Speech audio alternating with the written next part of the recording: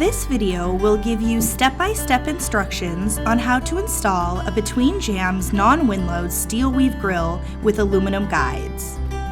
This installation video is only meant to help demonstrate the procedures described in the full installation and maintenance manual. It is not a substitute for it. Only trained door systems technicians should install or perform maintenance on doors. For electrical connections, only trained electrical technicians should perform these operations. As with any installation, there are critical steps that must be taken before the installation can begin. Review your materials. Make sure that you have all components. Review the installation instructions and drawings. If any components have been damaged, complete the freight damage form in the installation instructions. This is very important as we are not responsible for any charges incurred through missing parts, operation, or damage due to improperly installed door assemblies. Once you've completed your pre-installation checks, start by checking your job construction drawings. In this video, the non-wind-load SteelWeave grille will be mounted between jambs with aluminum guides.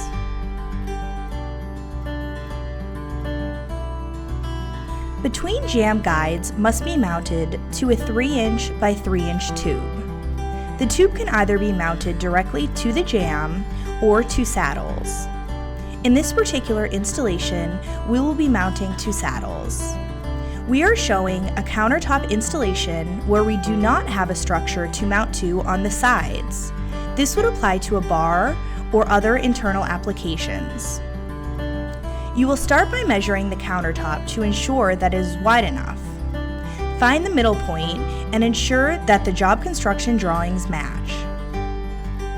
Please note, if the measurements do not equal the dimensions on the job construction drawings, stop. At this point, you want to work with the GC to determine where they would like the grille to close. Then make a mark at that location. Measure from the center line out to locate where to place the saddle. Then mark the hole locations using the saddle as a guide. Tip: use a piece of scrap tube to help mark locations for the saddle. Hold the piece of scrap tube over the saddle securely. Then mark the holes for the saddle and mark around the perimeter of the tube. You can now proceed to install the saddle using the provided hardware. Tip: you can once again use the piece of scrap tube to hold the saddle in place while installing. The use of a slip joint is sometimes required when guides are mounting directly to the tubes. In this particular installation, we will be using a slip joint for a between floor and ceiling mount assembly. Refer to the job construction drawings to determine the correct mounting style. You will most likely receive tubes that are not exactly cut to size. This is so you can cut them to fit in the field when site conditions are more clear. You will start by measuring from the floor to the slip joint. You want to record this measurement. That number is the approximate length that you want to cut your tubes. Please note that for this mounting style, you need to cut the tube short enough to be able to place in the opening, but ensuring that the slip joint has at least 5 inches of embedment into the tube.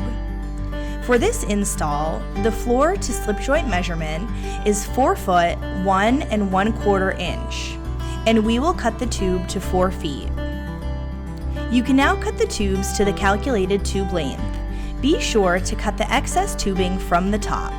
Otherwise, you will cut off necessary mounting holes or notches. Please note that the tubes are marked right and left at the top, and it will be cut off when you are cutting the tube to size. We recommend making note of which tube is for the right and which tube is for the left to make it easier when it is time to install. Now you can place the slip joint in the top of the tubes. Next, you will orient the tubes. It is important to make sure that the guides, mounting holes, or notches are facing in the correct direction. You can verify this by looking at the guide drawing on the job construction drawings. Start by placing the bottom of the tube over the saddle. Then stand the tube upright and mark the holes for the slip joint. Then attach the slip joint using the provided hardware. Before tightening fully, check that the tube is plumb. Adjust if necessary, and then fully tighten. If the tube is plumb, you will now add a bolt to secure the tube in place. Please note that this is only for non-fire rated slip joint applications.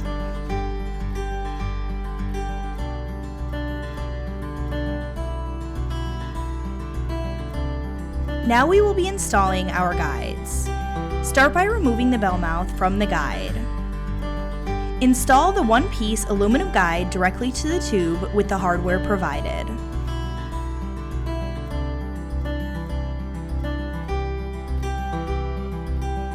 Next, determine the operator and non-operator brackets. Since an externally mounted MG operator is being used for this installation, the operator bracket will contain a bearing and holes to mount the operator. The non-operator bracket will have an adjuster clip angle only. Typically, the coil will come on a pallet. To view how to lift the coil with the pallet on, please view our SteelWeave pallet video. If you have removed the pallet, you will need to use straps to lift the coil as follows. Now we will be installing the coil assembly. Tip: we put the drive chain on the sprocket at this time. It avoids having to fish it through after the coil assembly is installed. Now you can slowly maneuver the coil assembly towards the guide and align the mounting holes of the brackets with those of the wall brackets. Insert the top bracket hardware first, with the carriage bolt head facing the center of the door, and hand tighten. Then ensure that the lower bracket hardware that was installed loosely earlier slides into the open slot on the wall bracket. Make sure that the carriage bolt head faces the center of the door and is flush with the inner face of the wall bracket. Next, we will place a level in the center of the barrel. The shaft must be level for proper operation. If the shaft is not level, loosen the bolts, reposition, and then retighten the bolts. Then recheck if it is level. Once level, fully tighten the mounting bolts.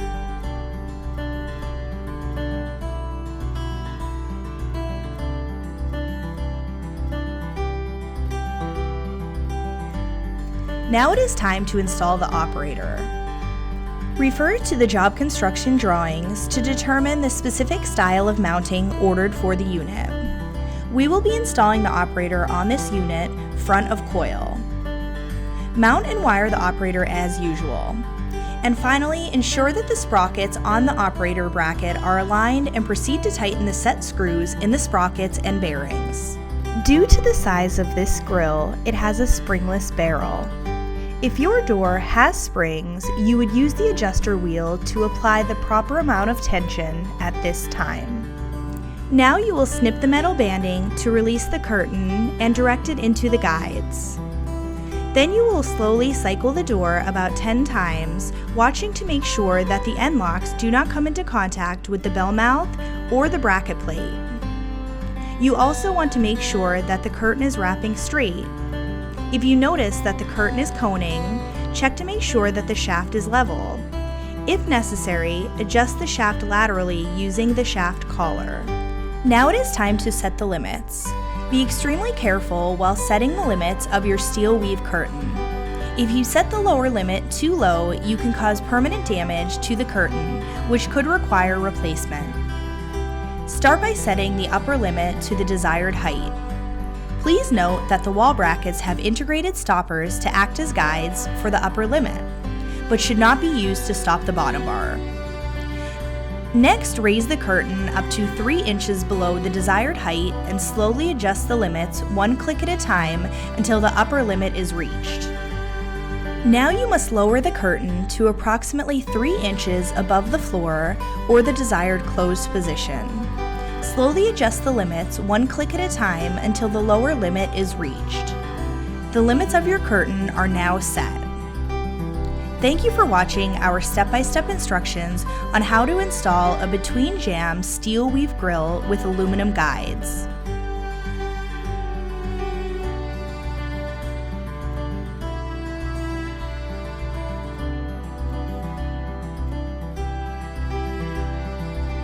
As a reminder, full installation instructions can be found on our Dealer Resource Center or public website.